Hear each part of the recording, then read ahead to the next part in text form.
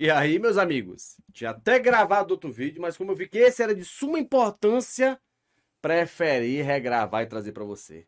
Acredite, o Felipe Barros, deputado federal, simplesmente soltou o vídeo envolvendo o hacker do TSE. Se liga no movimento, sabe o que ele diz? Quando perguntado se é possível invadir urnas? Sim, é possível. E ele explicou como, o porquê, de que maneira. E ainda disse que foi fácil, foi invadir o site TSE na Tira Barra. Foi fácil, rapaz, isso aí meu. Qualquer meia hora eu resolvo. Entrou, teve acesso a informações dos eleitores, inclusive de votos, sim. Onde está o sigilo? O aveludado sigilo. Barrozinho, Barrozinho. Pare de fumar charuto cubano, boy magia. Se liga no movimento, meu amigo, que amanhã eu trago outro vídeo pra você, mas esse aqui eu faço questão. Assista e até o fim. O Tribunal Superior Eleitoral, nas eleições municipais do ano passado, foi hackeado, motivo pelo qual o resultado das eleições foi interrompido. Algumas pessoas foram presas, dentre elas um hacker que está preso em Minas Gerais. Eu e minha equipe fomos lá falar com ele, onde ele pôde nos relatar como foi fácil invadir os sistemas do Tribunal Superior Eleitoral. Confira aí. Bom, começando então, Marcos, por favor, poderia nos dizer seu nome? Marcos Roberto Correia da Silva. E onde o senhor se encontra nesse exato momento? Continue do presídio, professor Jacis em Uberlândia, Minas Gerais. Tá, e por que motivo o senhor atribui a sua estadia aqui nesse momento? Porque eu sou um dos que invadiu o sistema do Serasa e vazou 220 milhões de dados da internet. Tá. Para além disso, existe algum tipo de acusação envolvendo o Tribunal Superior Eleitoral? Existe. E o que o senhor pode nos dizer em relação a isso? Eu posso dizer que eu estou esperando eles quererem condenar, né? Porque o ato foi só um protesto, nada de roubar informação, nada de prejudicar ninguém. Mas qual foi o ato em si? Ativismo. Mas o que o senhor fez em relação ao TSE? Invadi o site e passei informações para outra pessoa. E como se deu essa invasão? Essa invasão ocorreu numa string que estava no vulnerável SQL Injection. Uhum. E essa invasão do site se deu também em relação a dados administrativos dos usuários? Todos os usuários, a falha fornece o acesso ao banco de dados. Ao banco? Ao banco de dados. O que tiver armazenamento no banco de dados vai ser tudo capturado. Tá. E o armazenamento nesse sentido é dos eleitores também? Os eleitores também. E que tipo de dados dos eleitores tem lá? Nome, CPF, voto, RG. Os dados biométricos também? Dados biométricos também. E você conseguiu acesso a tudo isso? Tudo isso. De uma maneira relativamente simples? Sim. Você poderia nos explicar como isso aconteceu? Ela ocorre numa falha que, a gente injeta códigos maliciosos na barra de URL e através desses códigos a gente consegue manipular o site. E Tá. puxar nome de usuário e senha de administradores. Perfeito. E houve algum tipo de ataque também à negação de serviço por parte de vocês? Teve também. Ao DDoS? DDoS. A gente juntou, geralmente, se não me engano, foi 30 mil máquinas infectadas, montou uma rede zumbi e atacou o DDoS. Tá. O TSE ele admite esses ataques, só que ao mesmo tempo ele afirma que nada afetariam nem poderiam afetar os sistemas das urnas eletrônicas, a apuração, a segurança e a integridade dos resultados de votação. Isso eles falam com uma certeza categórica, mas ao seu ponto de vista, sua expertise, vendo que quão fácil foi acessar o sistema, o site do TSE, você acredita de fato que é impossível violar a situação do processo eleitoral? A minha base é que tudo conectado à internet é vulnerável. Nos Estados Unidos, numa conferência de hacker lá, chama DEFCON, já comprovaram a existência que existe sim falhas de cibersegurança na urna eletrônica. Tá. Então, no seu ponto de vista, você, por exemplo, que conseguiu acessar os sistemas administrativos do TSE com relativa facilidade, como eu mesmo disse, conseguiria, com os recursos necessários, tempo necessário, invadir também o sistema eleitoral? Verdade. Conseguiram. E, inclusive, em relação a alteração de voto, alteração de apuração. A manipulação de votos na rede, ela geralmente na hora da votação ela é desligada, mas no automático, quando eles vão tramitar o voto, ela já é sim ligada, conectada à internet. E quem tiver se ela tiver em algum lugar e alguém tiver também nessa rede, consegue fazer a invasão e consegue manipular a votação. Tá. E o TSE também divulgou que tem alguns contratos com a nuvem, né, o Cloud Oracle, inclusive utilizando dessa plataforma para fazer o processo de totalização dos votos, que seria, na verdade, o processamento de todos os dados das sessões eleitorais e, enfim, a totalização para que depois fosse divulgado. Considerando que esse sistema, inclusive, utiliza-se de recursos de inteligência artificial, né, você acredita que isso também é uma vulnerabilidade? É uma verdade, isso é vulnerável, sim. Porque se a gente obter o acesso também no iCloud, né, por exemplo, na nuvem, no backup da nuvem, se for uma engenharia social, a gente consegue sim acessar também. Perfeito. O professor caiu a internet dele também. Tá. Prosseguindo, então, em relação a esses dados... Sem problema. Tá. Professor, a gente já fez as perguntas aqui, o Marcos nos disse que ele entende como vulneráveis, inclusive as urnas, e já fez algumas explicações técnicas em relação ao que foi realizado ou não. Bom, primeiro, né, é uma pena, né, que a gente sempre, né, pelo lamento qualquer, né, o fato, assim, de uma pessoa com nível de qualificação técnica que você tem, acontecer uma coisa dessa, né, e principalmente pelo ativismo, né, como você mesmo colocou, né. É uma coisa assim que é um passo que a gente tem aqui no país que normalmente os ativistas, em geral políticos, acabam tendo um certo destaque, apoio da população, as pessoas tratam os ativistas de internet, os ativistas técnicos, né, os hackers, praticamente como criminosos, né, unicamente como criminosos, né.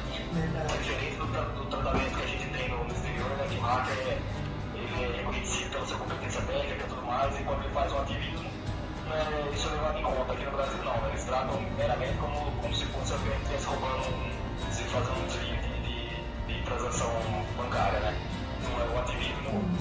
O Brasil... O hacker aqui no Brasil praticamente não é reconhecido, nem pela população, nem pelo setor jurídico, né? Como ativismo em si, né? Simplesmente colocam tudo no mesmo saco, no mesmo balaio, né? Achando que hacker é ladrão de computador ou ladrão virtual e tudo mais.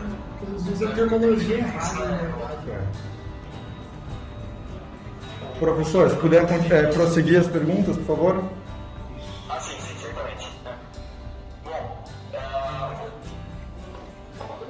o primeiro de tudo é a questão do sistema Jedi, né? Se vocês tiveram, quando vocês tiveram os acessos, né, conseguiram dados biométricos e dados eleitores, se vocês chegaram próximo, né, do sistema de alguns subsistemas do TSE que são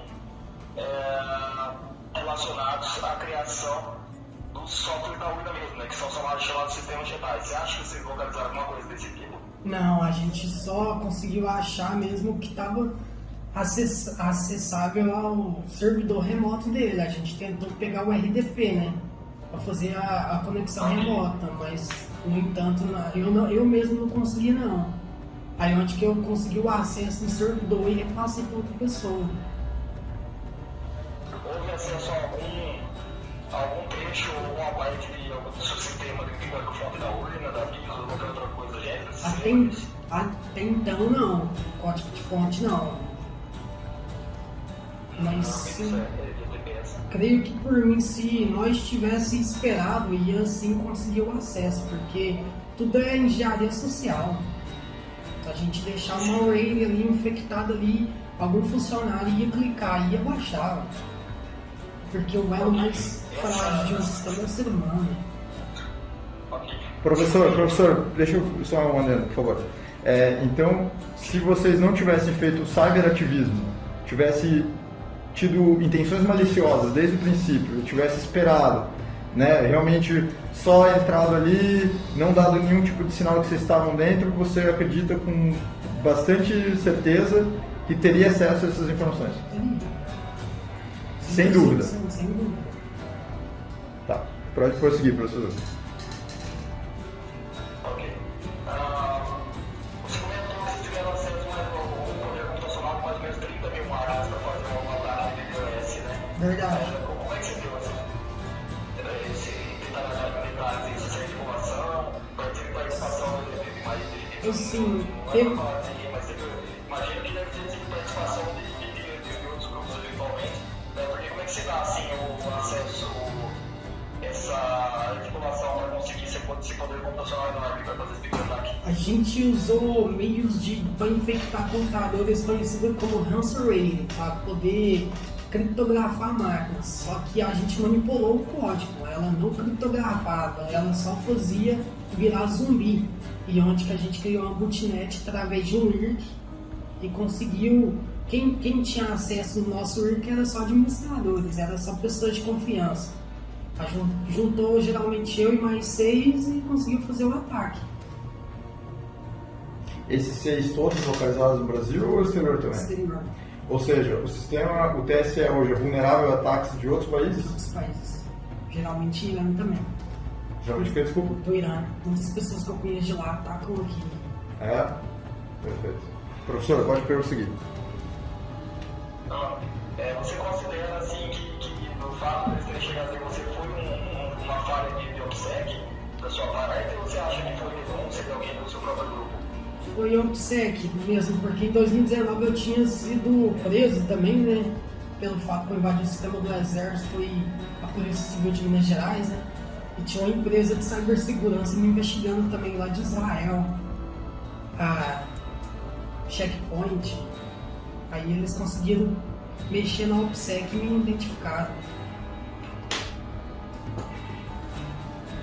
Professor? Estou só conseguindo aqui em texto, né? Se o outro professor tem algumas perguntas também, que eu também passando algumas questões. Desculpa dar um pouquinho.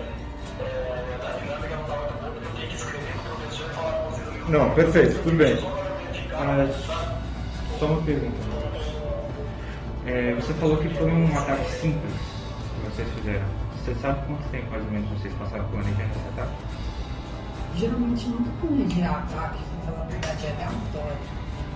Não foi algo... Eu identificar e as pessoas que eu conheço identificar, a gente tenta invadir.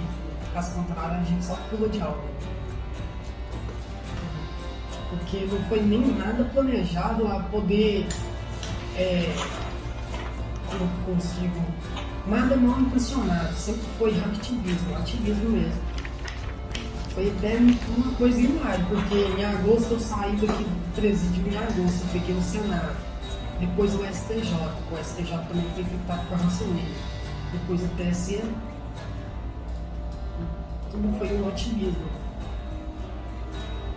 Outro professor ele quer saber se tinha falha nos sistemas web, tá? Se vocês conseguiram entrar alguma coisa através do sistema web do TSE. Foi, a falha veio sim na aplicação web do site mesmo. A manipulação foi do banco de dados dele, do site. A gente só escalou privilégios no servidor.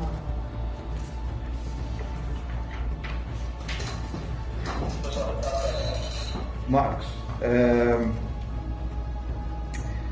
aqui numa resposta formal do TSE, novamente voltando sobre a questão do processo eleitoral, eles mencionam que a totalização se dá com base em um banco de dados com tabelas de dados, ou seja, tabelas envolvendo ali em quem votou no que, etc e tal, né?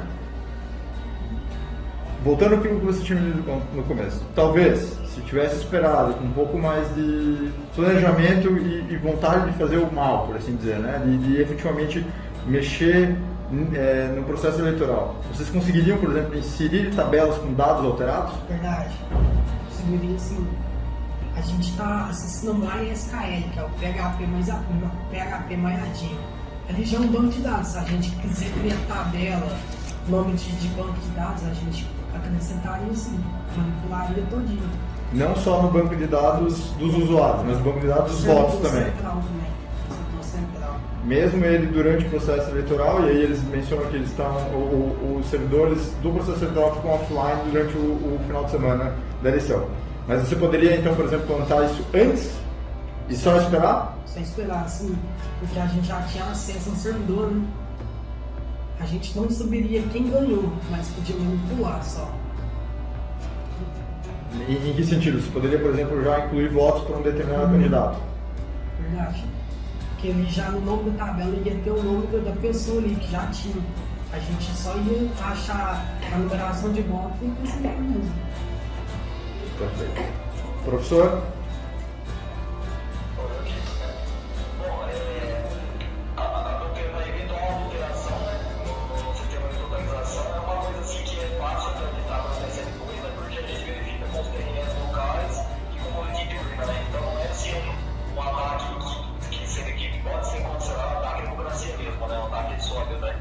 Porque é uma coisa muito fácil de controlar, mas o fato de ter conseguido que isso que está dizendo é bem grave.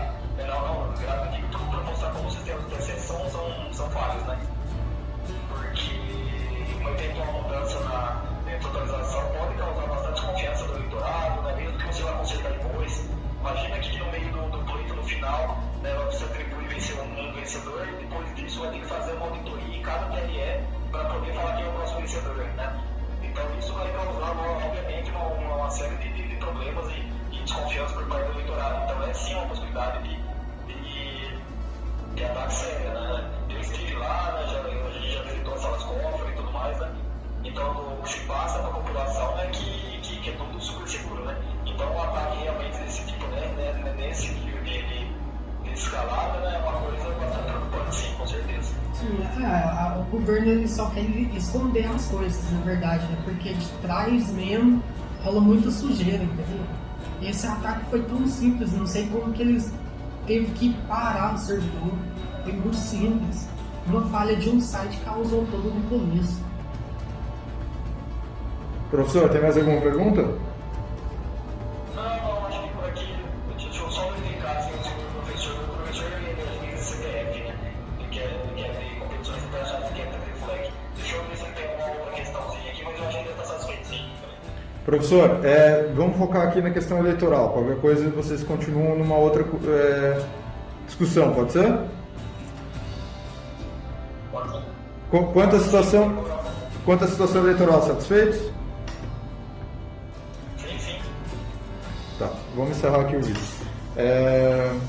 Marcos, então só no final declara, por favor, que você concordou com a exibição desse vídeo, com a gravação, Sim, inclusive sem a presença do seu advogado, presença do advogado. tal qual declarado nos instrumentos aqui. Isso? Perfeito. Vamos lá.